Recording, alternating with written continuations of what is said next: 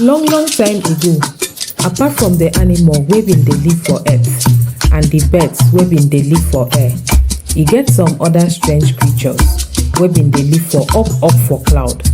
These creatures bin get good heart and soft heart. The animal of the earth and the bird bin know about these good creatures, but only bird bin don see them, but nobody bin know their names. 1 year come reach where hunger and famine dey everywhere. No food for ground, bird and animal hunger wan finish them. The cloud people look down, pity them, and talk say make all animals wey get wings come up, enough food dey for here to chop. The thing come sweet the birds well, dem happy. Dem gather for one big rock, begin talk about how dem go fly go together. As dem dey wait for other birds to come arrive, make dem move together go the party. Dem come dey gist among themselves how dem go enjoy when dem reach the party. Inside that rock, 2 tortoises dey live there, wey be husband and wife. Hunger dey hammer dem too. As the husband come hear the birds talk about the party, him come comot come meet them. He come say, "Oh, I wish say I follow get wings. E for sweet me oh." He beg them say, "Make una carry me go now. I dey hungry like tomorrow no dey." Birds come answer, "We for like carry you go, but you no get wings. You too heavy for us to carry." Tortoise come cry well say, "But hunger dey catch me oh." Na so the birds come pity am. Dem come gather themselves go one side, go discuss about the matter. Dem come say, "How una see am? Make we do like this. Make all of us remove one feather, fix am for leg." Dem come gree. Na so dem do am. Tortoise come look funny. Na so dem birds come begin dey laugh am, but e no matter. E manage fly with dem go sky. As dem dey go for road, the birds come ask themselves say, "Na which name we go give am?" Tortoise come use wayo say make dem call am all of you.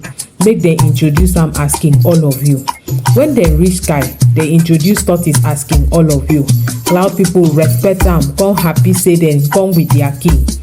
Dem come prepare plenty types of food wey dem use save dem come display. The bird come ask say, "Who food be this?" Cloud people say, "Na for all of you." Tortoise hear im name, waka go front. All the plenty food wey dem carry come, tortoise chop them all, remain only small. Birds come just stand dey look am. Even cloud people sef come surprise. Dem come think say e be like say na their custom. Bird vex no talk. After tortoise chop finish, as the celebration don end, time don reach for all of them to go. Birds dem waka go remove all the feathers wey dem give tortoise. Dem fly go leave am for sky. Tortoise begin cry. As e dey talk to bird, none of them gree answer, as dem dey vex say e chop everything alone. E come waka go meet parrot, wey be the last bird today. Come tell parrot say, "Parrot my friend, abeg, I know say I don vex you. Abeg no vex with me. When you go, help me tell my wife make she gather plenty soft grass, pile up near the big rock, so that when I jump, I go land well." The parrot instead go tell tortoise wife say him husband say make she gather stones and rock, arrange am, keep near the big rock dem. Him wife do am.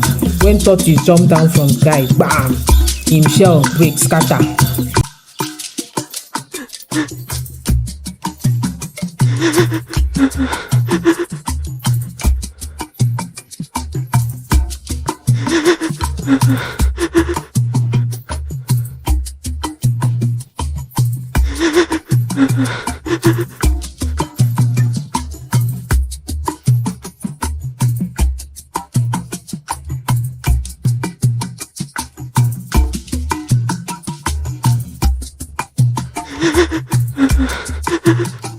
Back don't crack oh. Since that day, tortoise shell dey cracked. See what the birds do.